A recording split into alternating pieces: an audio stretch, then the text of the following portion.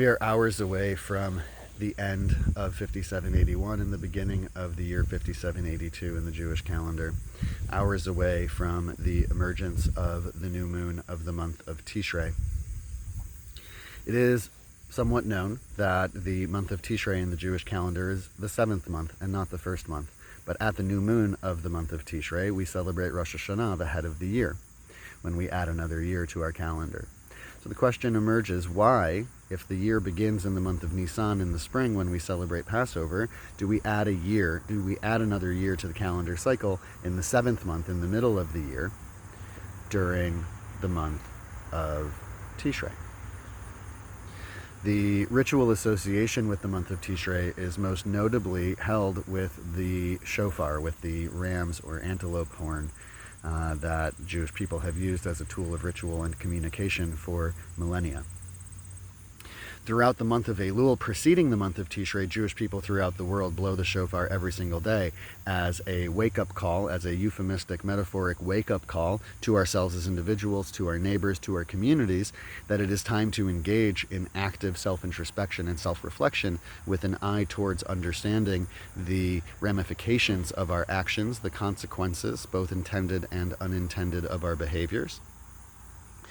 and recognize the nature of the spheres of responsibility and obligation that we have to ourselves, to our communities, to the world, to the earth, and to our relationship with our conception of the divine. On Rosh Hashanah itself, on the day of the new moon of the month of Tishrei, traditionally, Jewish people blow the shofar in synagogue services for Rosh Hashanah 100 times.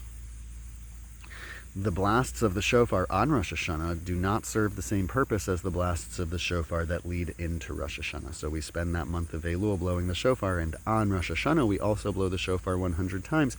But on Rosh Hashanah itself, metaphorically, conceptually speaking, that blast is not to wake us up, but to wake up divine creation,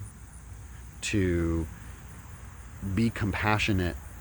towards our inability as humans to live in right relationship with our neighbors, with the earth, with the entire world, with our conception of self and our conception of divine in creation. The practice of engaging in personal growth, spiritual development, that conscious, aware, mindful self-reflection and introspection is designed to bring us into a space of being able to commit ourselves to continuing to be aware of our shortcomings, to also be aware of our successes, and to recognize that through presence of mind and heart and spirit, we are able to be more aware of the ramifications of our behaviors and how it impacts others. So no different than for land stewards, the efforts and labors and work that we put in the early spring, in the month of Nisan, determine the nature, to some degree, of the harvest that we celebrate in 2 weeks from Rosh Hashanah at the festival of Sukkot. The full moon festival that celebrates the fall harvest is an outcome of the efforts that we put in beginning in the spring, through the summer, through the beginning of the emergence of autumn. Similarly, when we engage in those practices of personal growth and self-reflection and introspection, this is not something that we begin on Rosh Hashanah, but we have the preceding 6 months of the year. That when we focus on the notion of liberation at Passover, celebrate our conception of revelation at the festival of Shavuot, bringing us into the summer months where we are moving towards this notion of the symbolism of forgiveness and of release in the month of Tishrei. This particular Tishrei, 5782, has an extra special added element to it because we are beginning in 5782 a Shemitah year, the year of agricultural and economic release. And so every Rosh Hashanah has an element of personal release, has an element of letting go of those behaviors that do not serve us and do not serve our neighbors and our communities, our families, and the entire world, or our relationship to the earth, or our conception of divine creation. Every Rosh Hashanah has some element of release, but in the Shemitah year, it is this national conception of release. And even though, according to fundamental religious law, the prohibitions of agricultural release are only relevant to those who live in the land of Israel, Shemitah has become a mechanism through which Jewish people throughout the world are able to reflect on our relationship with earth, with land stewardship, and with our relationship with neighbors, with the entire world, and with our commitment towards building a world that is grounded in compassion and love, justice, and equity. The release of the Shemitah year is a time for us to maintain our presence in wild spaces. During the Shemitah year, we abandon all notions of private property. We remove all fences, and we allow for animals, both wild and domestic, to roam free and consume the food that we often would prevent them from eating because we intend to eat it. But in the Shemitah year, the prohibitions are designed to ensure that everybody has access to stored food and the wild foods that grow naturally. We stop ourselves from sowing and reaping in the year of Shemitah so that we can be present in those wild spaces and allow for the wild to take over what normally would be cultivated spaces. We so often conform the earth to our perceived human needs, and Shemitah becomes an extended meditation in conforming our needs to the needs of the earth. The Torah is very clear that the intention of Shemitah is to allow everyone and everything to eat. When we isolate ourselves from neighbors and possess food through our possession of land, we deceive ourselves into thinking that we live in these separate silos and that what one person has does not impact what another person may or may not have. When, of course, we know that our resources, while abundant, are also distributed in inequitable ways, and by virtue of some having, others will not have. So the Torah gives us this tradition of a national release where we all enter into those wild spaces together for those who have resources to cultivate and grow a sense of empathy to ensure that the other 6 years of the Shemitah cycle, we are able to provide for the needs of those who are most vulnerable. We recognize that when the needs of the most vulnerable are met, the lives of all people in society becomes more secure, becomes more stable, becomes more abundant. That when we meet the needs of those who have least, we recognize that our fear of lack is what drives us to separate and isolate ourselves from one another. The month of Tishrei is a month associated with this notion of balanced scales, this notion that we can enact forgiveness. We can forgive ourselves for our shortcomings. We can forgive others for the ways that we perceive that they have wronged us. We can forgive our conception of the divine. We can forgive, but we don't have a process through which we engage in this activity from a cold start, right? And this is why Rosh Hashanah, the beginning of the year, that transition from one calendar year into the next, happens halfway through the year, because we need that time of processing, of planning, of creating a sense of stability in the uncertainty of what happens in wild spaces. When we enter into presence in the wild spaces within, when we allow ourselves to enter into that inner territory that we so often shy away from because it's messy and because it is concealed and because it is filled with shadows. When we allow ourselves the space to enter into our own wild spaces, then we recognize that our relationship to the wild spaces of the earth gives us an opportunity to learn how to conform our perceived needs to the actual needs of the resources that surround us and support us and sustain us. Shemitah is not, in my opinion, a clarion call to environmental stewardship. Shemitah is an economic theory that by engaging in a collective experience of sharing resources, that we grow our empathy to the point that as we leave the Shemitah year, we are more willing to share the limited resources that we do have. This is one of the things that we learn from the balanced ecosystems of wild spaces, that when we live in balanced symbiosis with other entities and beings and life around us, that limiting our own ability to destroy or conform or create, limiting that impulse to destroy and to create, reminds us that we too are part of the balanced symbiosis in our ecosystems. But it is through our fears that we allow ourselves to abuse ourselves, our communities, the earth that supports us all. We allow ourselves to overstep and overtake. Shemitah, this release, allows for us to come together in our vulnerability to create stronger systems of stability, not just in the Shemitah year, when we share our collected stored resources and work together to harvest the wild resources that the earth produces, but in every year following, so that we do not have the same fears in future years. Similarly,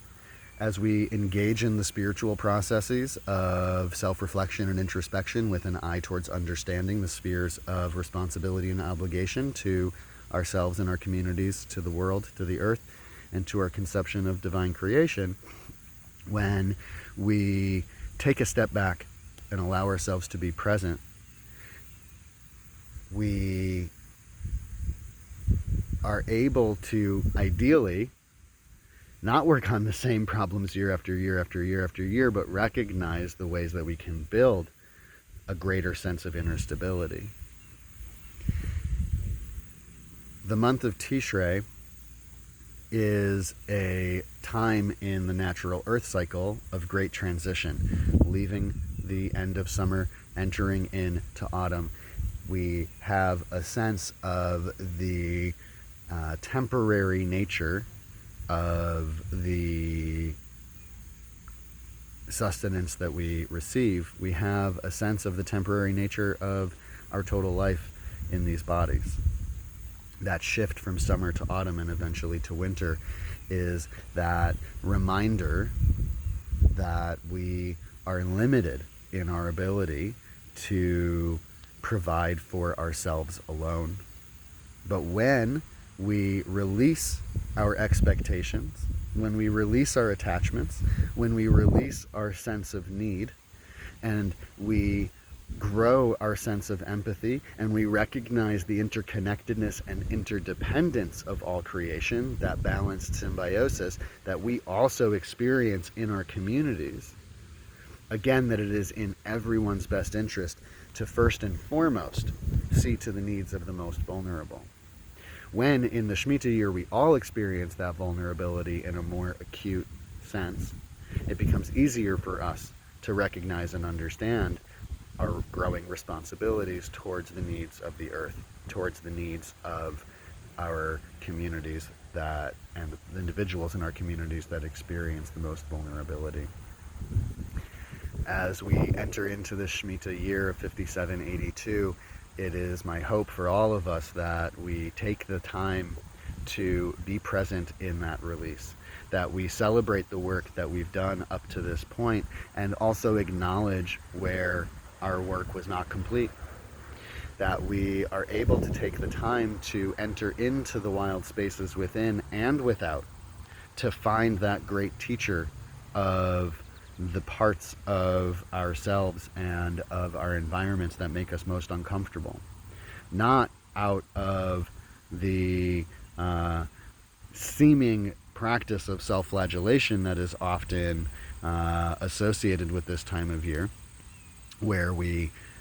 consider our lowliness, not out of that space of feeling bad about our actions, but out of recognizing the power that we possess as creative beings to create the world that we want to see. The world that we want to see is not created through willing it or imagining it. The world that we want to see is created through the work and effort and labor that we put in to ensure that the needs of the most vulnerable are met, to ensure that the values of justice and equity are present in every step that we take with our feet and every action that we make with our hands, every word that we speak with our mouths, and ideally every thought that we share in our heads and every emotion and feeling that we have in our hearts. That when we center justice and equity, love and compassion in our conception of how our individual needs are going to be met, that we recognize that we each have a responsibility to meet the needs of others. We each have a responsibility to meet the needs of the earth. Shemitah, the year of agricultural and economic remission, of this ultimate release, gives us the time and the space not to do the work, but to reflect on the work that needs to be done. The work that we do engage in during the Shemitah year, because we don't spend the time actively trying to grow our own food, the work that we do in the Shemitah year is geared towards building a sense of presence in our communities, building a sense of presence in our relationship with self and others. Rosh Hashanah every year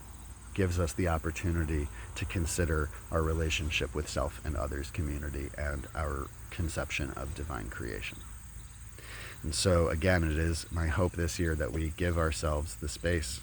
to be in those wild spaces, that we give ourselves the opportunity to be present and honest and humble in how it is that we commit ourselves to creating a world of abundance in the future, not through imagining it or willing it or desiring it or wanting it, but through creating it with the actions of our hands. And so, even though we are in this experience of agricultural remission, and so we are not sowing and we are not reaping, it does not mean that we are not working. The efforts that we put in during the Shemitah year, even within the framework of the prohibitions that farmers in Israel might follow, and that Jewish farmers throughout the world are beginning to experiment with, even in diaspora, that as we engage in that process of release, we are able to prioritize or reprioritize what it is that our efforts are best suited to engage in future years. The Torah speaks of abundance that will be given, a blessing that will be given in the 6th year of the Shemitah cycle, so that we can not only make it through that more vulnerable year of agricultural release in the Shemitah year, but also in the year following, when we will still be recovering from that fallowness, and into the 9th year, when we will begin to see much more abundance in produce from our farming activities. My sense is that this notion of blessing that the Torah speaks of in the 6th year is not a miracle that is given to us by the divine, but is a call to create systems that we learn how to support the needs of the earth. We learn how to support the needs of the vulnerable in our community, and we learn how to support our own personal needs so that we can be present for those who we have those responsibilities and obligations towards. This year, these past 2 years, have been a challenge for the entire world. It is so easy to forget just how much blessing we have actually had in this 6th year leading into the Shemitah year. It is easy for us to forget in the face of the pain and loss and the suffering that the world has experienced during the year 5781, rather than leave us despondent, we should take that time in these final hours to acknowledge the blessings and the gratitude that we do have, to acknowledge the efforts of individuals and communities to protect others, to acknowledge the efforts of individuals and communities to bring opposing points of view together, as difficult as that has been, to remind us that the efforts of our hands now impact the fruits of our labors later. And so as we enter into this Shemitah year, this year of release, let us release ourselves from the notion that our efforts do not make impact, because they do. And we can see it. We've seen it in the actions of the heroes who have put themselves at risk to ensure the safety and protection and health of others. We have seen it in the ingenuity of how humans have learned in this year to regain a sense of control of life. And so Shemitah comes again as that reminder of teaching us the limitations of our actual control, but also recognizing that when we enter into those wild spaces and we slow down and we look and we maintain our presence, then we will find the wild abundance that surrounds us, and we will find the ways through creative ingenuity to protect those in need, to ensure that the vulnerable experience that same blessing of abundance that the earth provides for all of us. Wishing every one of you a healthy, happy, sweet new year, a year of release of expectations and attachments, a year of commitment to reflecting on how it is that we can actively, with our steps, with our hands, with our words, with our thoughts, and with our heart, actively build that society, that world that is grounded in compassion and love, justice and equity that we so desire and so need. Shana Tova U'Mituka, a happy, sweet, healthy new year for everybody, and may the release of Shemitah give us the sense of presence that we need to commit ourselves to the intensive work that the year of remission gives us the time and space in which to engage. Shana Tova. Happy New Year.